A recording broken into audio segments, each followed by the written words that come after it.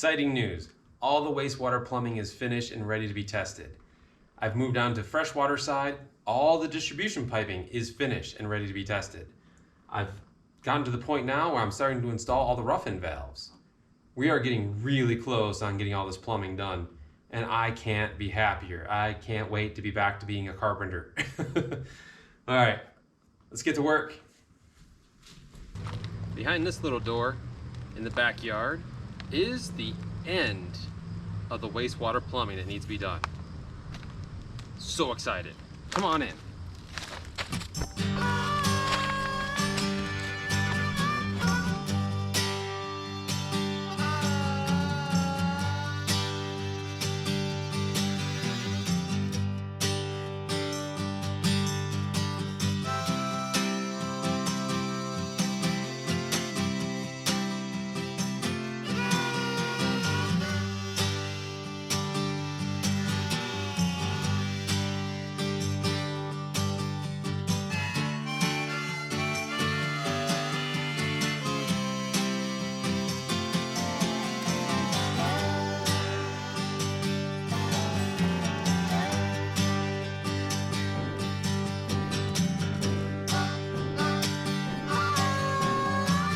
We are ready for our rough-in stack test, the wet test.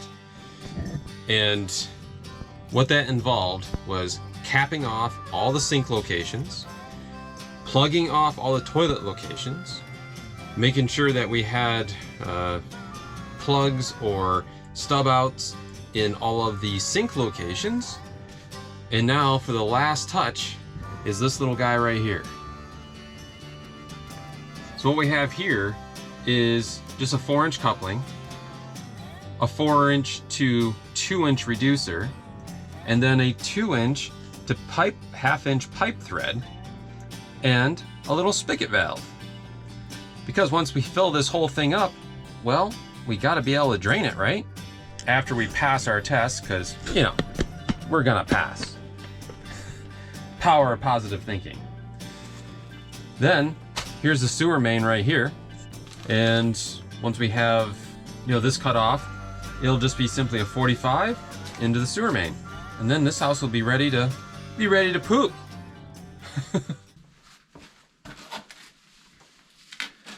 All right, the best place to start with fresh water is right at the main valve. We're gonna start from here and run everything out. And so the first thing I had to do was verify that this valve worked, which is the main shutoff valve to the house, before the meter. The meter itself is busted on the bottom because this house, the entire house froze at some point, and the plumbing had numerous breaks. In fact, it flooded this basement. It was so bad and it ran for so long that the house behind me, the fellow we call Old Man Steve that helps out every now and again, his basement flooded from the water coming out of this house. Man, what a hot mess that must have been. They had to use a chainsaw to break into the door. Man, what a mess. What a story. I should try to get him to tell it sometime. But, yeah, so we need to get a new base put in here. All the other plumbing's been removed. And so it's all brand new plumbing from this point forward. While my boiler guy was here, I had him install a new shutoff valve here. So if we ever had to replace the meter, easy peasy. And I put a drain back valve here in case we ever had to drain the entire house. So that's neat. Now, this little contraption going on back here is because this whole assembly was only supported by, well, the tubing down here and the tubing that went up. So the whole thing, if you grabbed it, flopped around like a fart in the wind. So obviously I didn't like that. So I went ahead, created this little contraption, just some strapping, a copper hanger, and she's all set. The original ground wire is still in play. The electrician, or the electrical inspector, told me to go ahead and leave this on. It helps with the entire system, apparently. I don't know, but that's what he wanted, so we left it. I just have to secure that, and yeah, so this is all set. So let's get into the distribution plumbing. Main trunk line coming in, going across, dropping in. Now it does continue into the next room, but we'll get into that.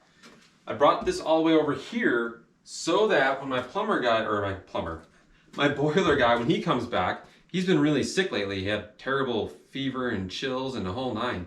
So I've been keeping an eye on him, so he told him just to do what you need to do, man. This project was here before you. It'll be here when you get back, so don't worry about it. So as soon as he gets back, he can choose wherever he wants to put his drop leg in for the boiler. Now it feeds into the bottom of the boiler, as far as I can tell. This is a high pressure blow off, so we'll get that sorted. And while I was here, I went ahead and ran all the wires for the thermostats. So we're gonna do 5 zones in this house. So I brought all the wires in, I've got them all labeled, and I like to keep them nice and organized so that when he goes to do his install of things, it's even and easy for him to do. So this one goes to the front yard on the distribution plumbing. Just a regular spigot. And then this one goes to the kitchen. And then this one goes to the backyard for a spigot. And this one goes to the driveway spigot. Now I'm running all the freshwater lines, and I thought I'd take a moment to talk about the system that I'm using. The manufacturer's name is called Uponor, U-P-O-N-O-R, Aquapex. Now the reason why I'm doing this system is, well, when I was building custom homes, this is pretty much all they ever used. And so I'm familiar with it from that standpoint.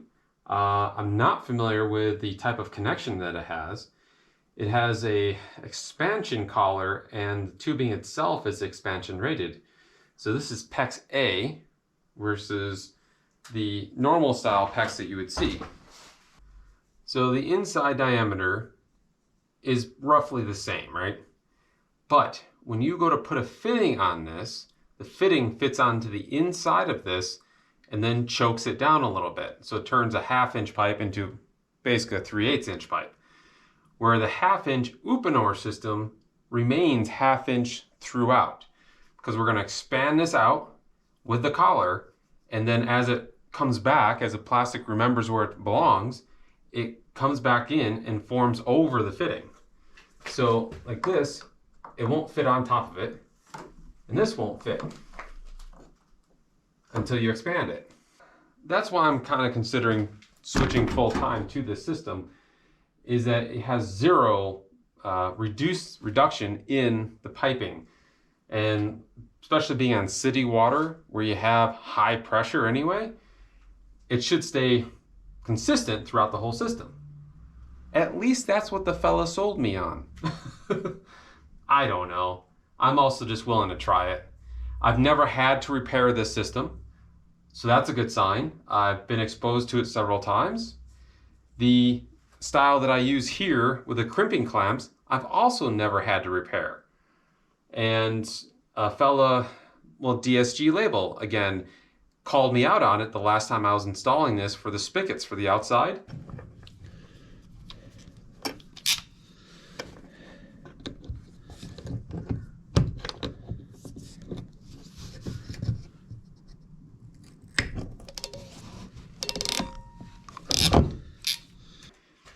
And asked why I wasn't using this system. So I did my due diligence and did more research into it. Come to find out, this Uponor system's been out longer than I've ever done any sort of plumbing. And so with that being said, if the proof's in the pudding, if it's been out for a while and it's established and I know it'll work, I'm gonna run it. Shark bites, never, ever am I gonna run those.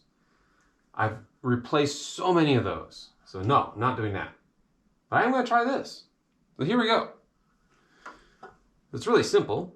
You just slide the little collar over. Now these collars have indentations on them, and they create like a ledge, I guess, for the pipe to slide into. And so you can't overslide it, which is nice compared to the crimping collars. You can put those anywhere you want them. And so they can kind of slide off to the end while you're in a tight spot trying to crimp it in. In this system, it's really simple. Now, I did have to go out and buy a tool. So there's that. All right, let's see here. I want to put this one on top, this one in the middle, and this one on the bottom. So let's start with the top. Check that again. You shove it in.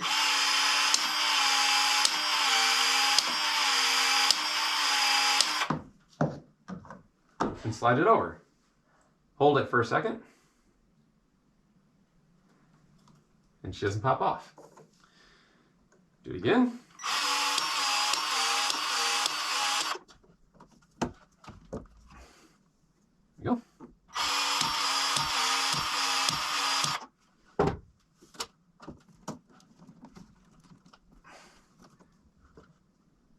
There you have it. Super simple. I did ask the fella who sold me the system if I can use this in cold temperatures, because I don't heat my job sites in the winter. And if I pick up another one of these, I won't heat it. So he said, absolutely, but I do have to stand there and hold it for a little while and give a little tug on it once in a while to see if it's collapsed far enough. It just, in the colder temperatures, just takes longer for that plastic to react to what it's doing. And the key with the tool is that it has different size spindles? I don't know, whatever you want to call this guy. And so this one is the 1/2 inch, there's 3/4, and there's 1 inch. I hopefully will never have to use the 1 inch, but I have been using the 3/4 running this main trunk line, as you can see here. And so what I'm doing is drop legs with a small manifold at each wet location. So the Jack and Jill, the primary, the laundry, the kitchen, each one will have one of these, maybe one a little bit bigger with a different or extra outlets on it. But super simple system.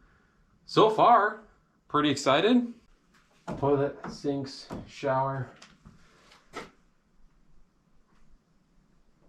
Now, laundry.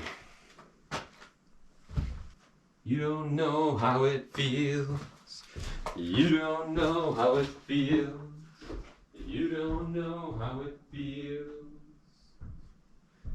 to be me.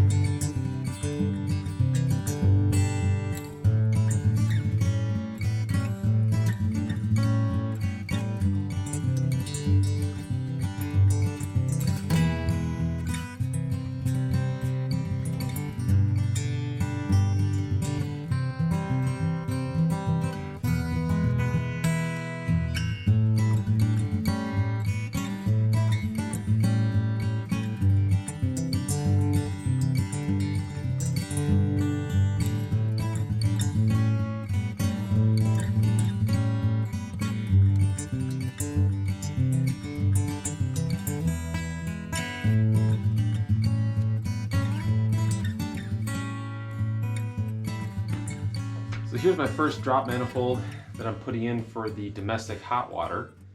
And here's my thought process on this. So you can get these manifolds in either 3 or 4 outlets. And so I decided to put a 4 outlet in here. We can hit the washing machine, the sink for the laundry room, the shower for the Jack and Jill, and the sink for the Jack and Jill. And I decided to do it in this order to keep my piping as organized as possible. Now, in the real functionality of it, does it matter? No, it doesn't. But to me, I really like it to look as neat and clean as possible on the install. So that's why I decided to run it in this order. And then when I run this guy over down towards the sink, this will be the sink. So this will go in and go up over this beam down there a ways, and then this can travel all the way down to where the shower goes. And everything will stay organized instead of having a pipe overlap another pipe. It's just little details. And oh, I want to show you something else too. When I'm fishing my tubing through the joists or wherever it's going, I always put a block plug in the end of it, and then that way the end of the pipe doesn't get full of dirt and debris and wood chips and whatever, because you don't want that stuff clogging up your sinks and fixtures and whatnot. So prevent it from ever going in there, you have less issues to deal with. Now I will go ahead, when I go to commission the house, pull the screens out of the sinks and the shower heads and whatever, so that the water can flow through, and whatever loose manufacturing debris is either in the manifold or in the tubing itself, or heck, even in the boiler, I want to make sure I flush all that up before I put the screens back in, because then your screens block up faster if you don't do that. Okay, back to work. Now what?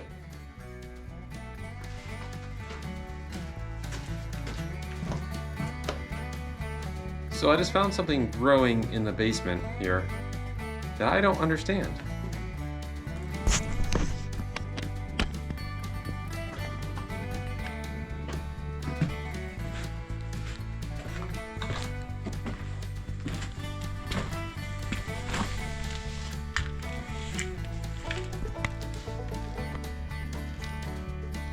How is this growing here? I think it's an oak tree. Now, there's no natural light. It's dark most of the time. And the only light sources we have is the lighting that I turn on. I don't know. All right. Okay. Tubing, plug. Yep.